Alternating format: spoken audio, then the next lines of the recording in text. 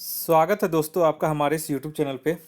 दोस्तों इस वीडियो में आज हम बात करेंगे 67th बीपीएससी एंड सीडीपीओ का जो एग्ज़ाम होने वाला है। सीडीपीओ का तो फॉर्म फिलअप हो चुका है, 67th का फॉर्म निकलने वाला है जून जुलाई में। तो लेकिन हमारा जो टेस्ट सीरीज़ है वो अभी से शुरू है। आप लोगों ने डिमांड किया था कि सर टेस्ट सीरीज़ शुरू कीजिए, तो अभी मैंने किया हुआ है कि शॉर्ट टेस्ट सीरीज़ ले रहा हूँ। जैसे किसी में 30 क्वेश्चन है, किसी में 40 क्वेश्चन है, किसी में 25 क्वेश्चन है। तो इस तरह, लेकिन ये सारा जो क्वेश्चन है ये मैंने अभी जो है थोड़ा सा मॉडरेट टू हार्ड है, यानी कि आपका सीडीपीओ का जो लेवल रहता है उस हिसाब से मैंने इसका जो सेट अभी है फ़िलहाल ये चल रहा है। और जैसे ही एग्ज़ाम डेट वगैरह सीडीपीओ का निकल जाएगा तो वैसे ही मैं फुल टेस्ट लेना शुरू कर दूंगा। अभी पार्ट वाइज टेस्ट ले रहा हूँ तो बहुत ही इंपॉर्टेंट होने वाला है।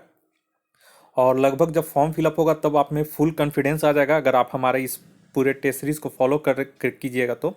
और आप लोगों की मदद हमने 66 बीपीएससी पीटी में भी की थी, और बहुत सारे क्वेश्चन एंड वक्त पे जो मैंने प्रोवाइड करवाया था, जो बताया था कि यहाँ से आ सकता है, उससे बहुत सारे क्वेश्चन भी आए हुए हैं। तो इस वजह से बहुत सारे छात्रों ने कहा कि सर 67th बीपीएससी पीटी और सीडीपीओ पीटी का भी टेस्ट सीरीज चालू कर दीजिए अभी से, क्योंकि लॉकडाउन का भी समय है और लोग घर में हैं और लोगों को सुविधा जो है वो मुहैया उपलब्ध नहीं हो पा रही है।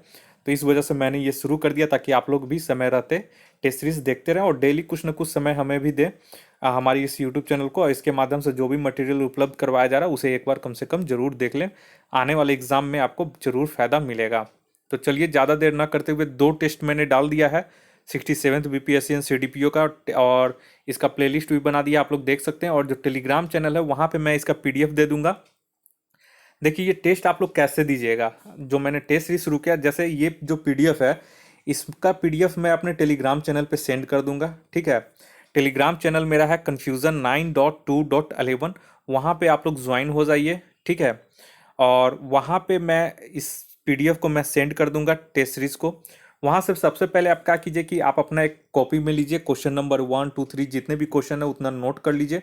नोट करने के बाद आप अपना आंसर उसमें लिख लीजिए, और उसके बाद वीडियो भी मैं सेंड कर दूंगा। वीडियो में फिर पूरा क्वेश्चन का आंसर और विथ फुल एक्सप्लेनेशन के साथ मैं वीडियो अपलोड कर दूंगा, और आप लोग हमारे वीडियो के माध्यम से उसका आंसर और एक्सप्लेनेशन देख सकते हैं, समझ सकते हैं और याद कर सकते हैं। और उसके हिसाब से जितने आपके मार्क्स हैं, फॉर एग्जांपल मान लीजिए इसमें 29 क्वेश्चन फिलहाल मैं इसमें करवा रहा हूँ, तो 29 में मान लीजिए कि आपका इसमें से 29 में आपका 20 सही हुआ, ठीक है। तो आप जो हमें कमेंट जरूर कीजिएगा कि आपका कितना मार्क्स हुआ। कमेंट्स किस फॉर्मेट में करना है, तो यहाँ पे जस्ट आप बोलिए, आप कमेंट केवल 20/29 कर दीजिए, मैं समझ जाऊंगा कि 29 में आपका 20 क्वेश्चन सही हुआ है, ठीक है।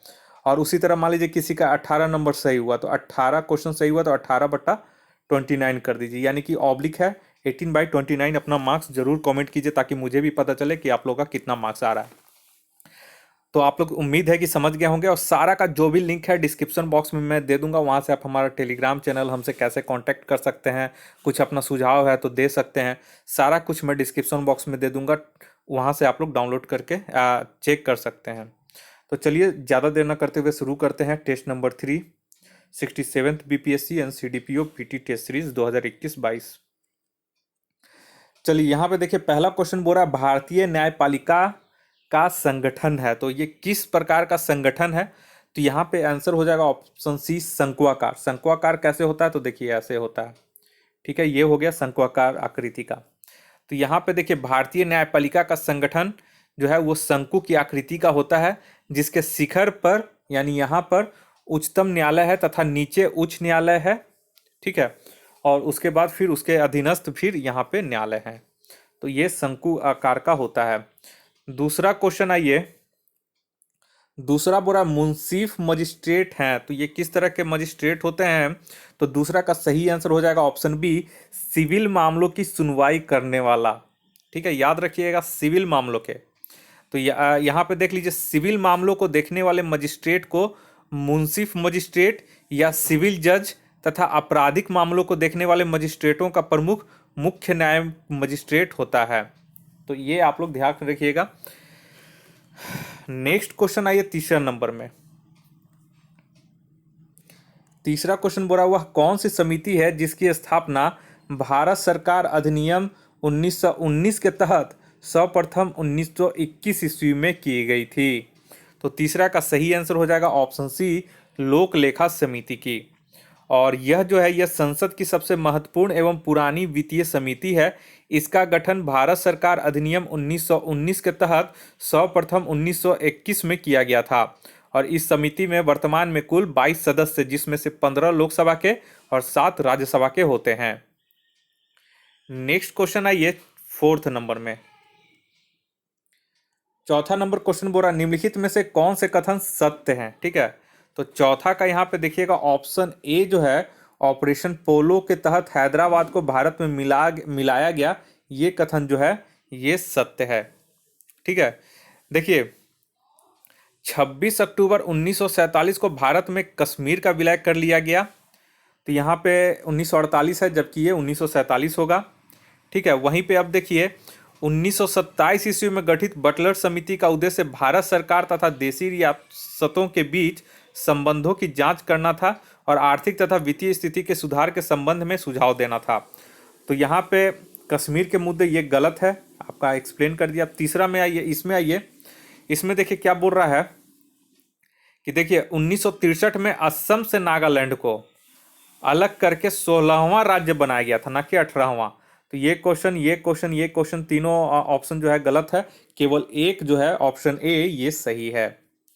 नेक्स्ट आइए पांचवा बोला भारतीय व्यवस्था का आधार क्या है। तो पांचवा का यहाँ पे सही आंसर हो जाएगा ऑप्शन सी, ग्राम।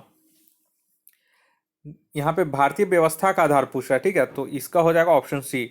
भारतीय व्यवस्था का जो आधार है वो ग्राम है, जिनका प्रबंध ग्राम पंचायतों के आधार पर भली भांति की जा सकती है। और नीति निर्देशक तत्वों में कहा गया है कि ग्राम पंचायतों की स्थापना कर उन्हें स्थानीय शासन की प्राथमिक इकाई बनाया जाएगा। तो आधार मतलब बेस। 6 नंबर में आइए, 6 नंबर बोला राज्यों में संवैधानिक व्यवस्था के भंग हो जाने पर किस अनुच्छेद के तहत राज्यों में राष्ट्रपति शासन लागू किया जाता है। तो ये तो बहुत लोग को पता होगा, ऑप्शन बी, अनुच्छेद 356 के तहत। ठीक है, नेक्स्ट क्वेश्चन आइए 7वां नंबर में। 7वां नंबर क्वेश्चन बोल रहा है भारत का समाजवाद लोकतांत्रिक समाजवाद है, यह व्यवस्था संविधान में किसकी अवधारणा को प्रतिपाद करती है। तो 7वां का इसका सही आंसर हो जाएगा ऑप्शन सी, जवाहरलाल नेहरू को। देखिए 42वें संविधान संशोधन 1976 द्वारा उद्देशिका में समाजवादी शब्द जोड़ा गया। भारत का समाजवाद लोकतांत्रिक समाजवाद है जो नेहरू की अवधारणा पर आधारित है। समाजवादी व्यवस्था में उत्पादन के साधनों पर सरकारी नियंत्रण होता है। नेक्स्ट क्वेश्चन आइए 8वां में। 8वां नंबर बोल रहा है कि वर्तमान में बिहार के लोकायुक्त कौन है। तो इसका आंसर हो जाएगा ऑप्शन डी, न्यायमूर्ति श्याम किशोर शर्मा। ठीक है, अगर पूछेगा कि बिहार में सर्वप्रथम लोकायुक्त कौन बने थे, तो बिहार में सर्वप्रथम लोकायुक्त न्यायमूर्ति श्रीधर वासुदेव सोहनी बने थे। और अभी तक बिहार में कुल 8 लोकायुक्त बने हैं, जिसमें न्यायमूर्ति श्याम किशोर शर्मा बिहार के लोकायुक्त पद अध्यक्ष पद पर 2017 में आसीन हुए थे और वर्तमान में ये कार्यरत हैं। लेकिन एक बार आप लोग इसे चेक कर लीजिएगा। ठीक है, ये आप लोग पे हम छोड़ देते हैं 8वां नंबर, और कमेंट करके बताइएगा कि वर्तमान में कौन है अभी, या यही बने हुए हैं। ठीक है, थोड़ा सा मुझे भी इसमें डाउट हो गया है, एक बार मैं भी चेक कर लूँगा और कमेंट बॉक्स में इसका सही आंसर बता दूंगा। ठीक है, नेक्स्ट आइए 9 नंबर में। 9 जो है निम्नलिखित का क्रम है। ठीक है, तो 9 का यहाँ पे आप लोग देख लीजिए, इसमें जो हो जाएगा ऑप्शन सी सही हो जाएगा, यानी कि पहले की तीसरा, यानी कि इंग्लैंड की गौरवपूर्ण क्रांति पहले घटित हुई थी।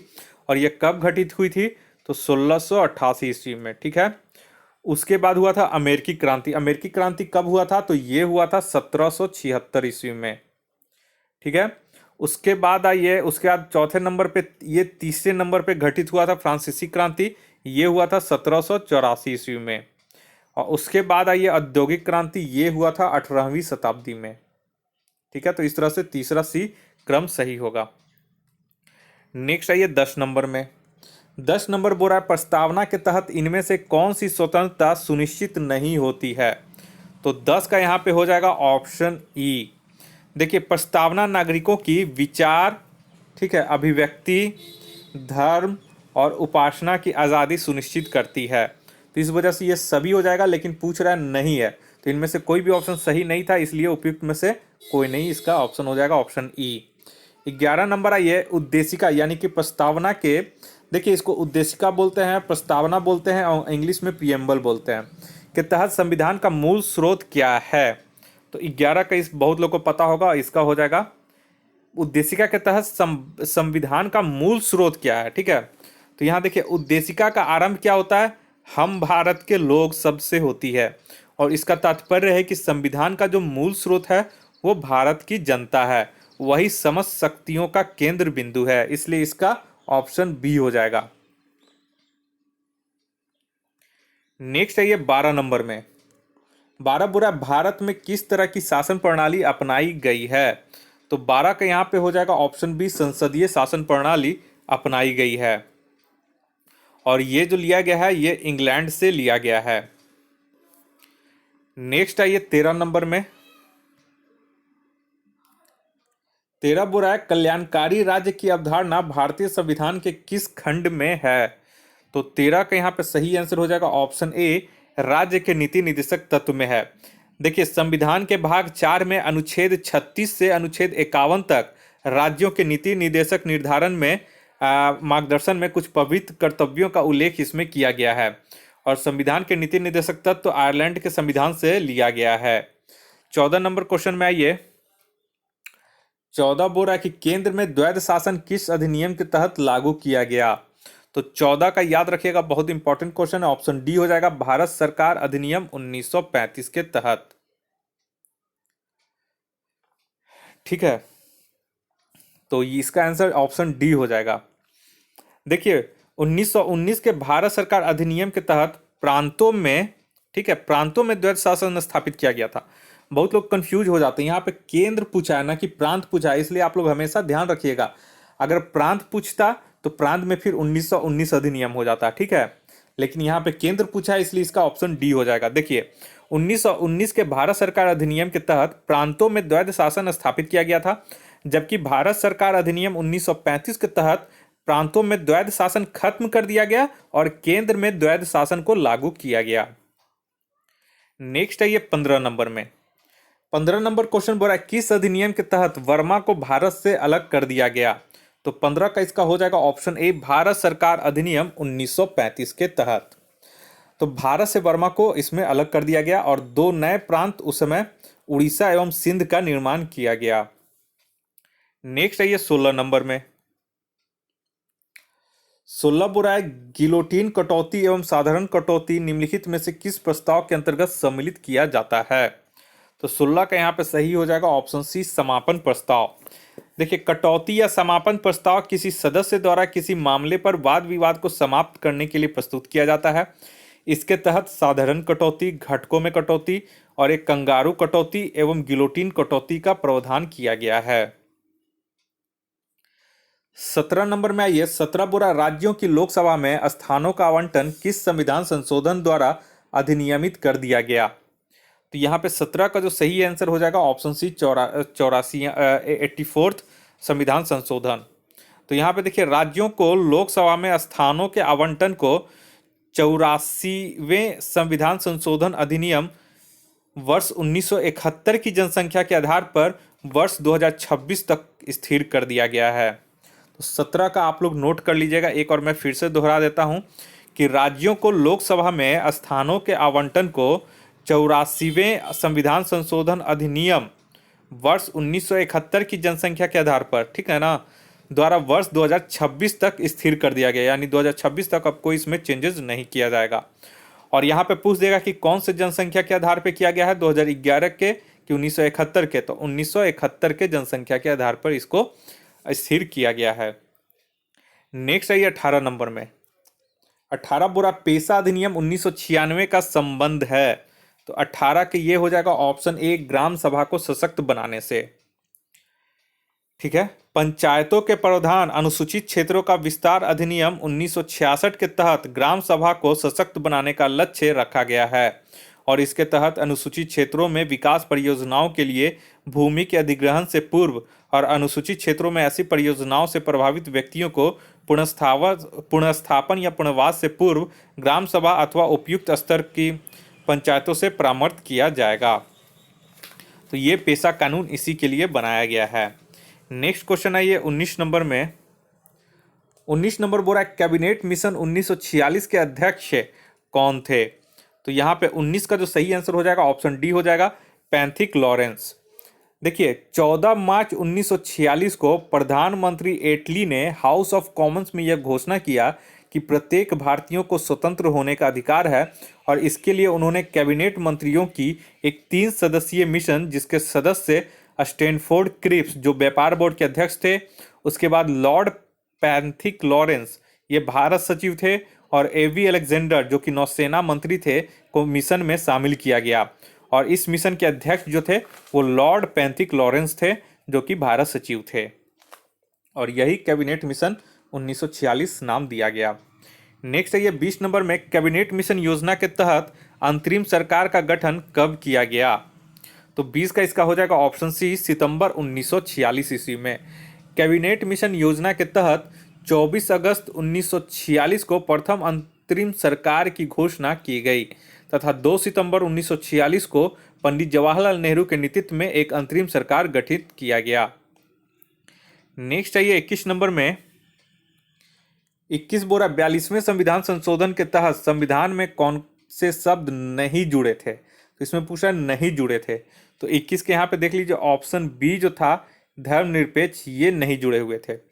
देखिए एक चीज यहाँ पे नोट कर लीजिए आप लोग कि 42वें संविधान संशोधन 1976 द्वारा संविधान में 3 शब्द जोड़ा गया। वो 3 शब्द कौन कौन से थे? तो समाजवादी, पंथ निरपेक्ष एवं अखंडता था, जबकि पंथ निरपेक्ष मूल संविधान में भी निहित था।